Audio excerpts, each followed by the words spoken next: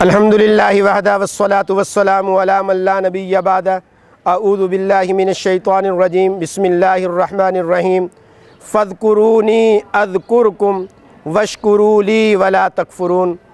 اللہ تعالیٰ نے ہماری صلاح اور فلاح کے لیے ہمیں اپنا محبوب بنانے کے لیے دو اصول اس آیت مبارکہ میں ذکر فرمائے ہیں۔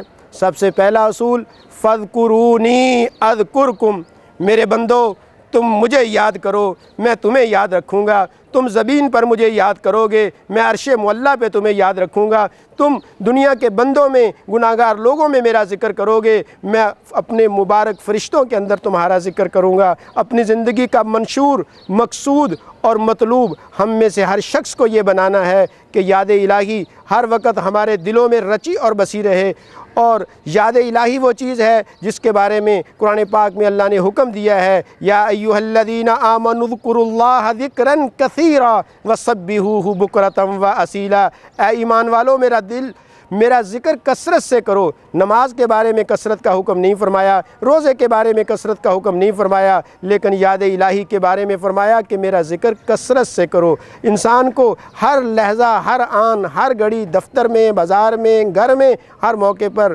یاد الہی سے اپنی زبان کو سرشار رکھنا چاہیے، اور زبان کا ذکر دل کی فکر کے ساتھ ہو۔ ذکر لسانی بفکر قلبی ہوگا تو انسان کی زندگی میں باغ و بہار آئے گی۔ ذکر الہی کی وجہ سے انسان کے دل سے گناہوں کا زنگ اور میل کچیل زائل ہوتا رہتا ہے۔ دوسری چیز ارشاد فرمائی کہ اے میرے بندو میرا شکر کرو، میری ناشکری نہ کرو۔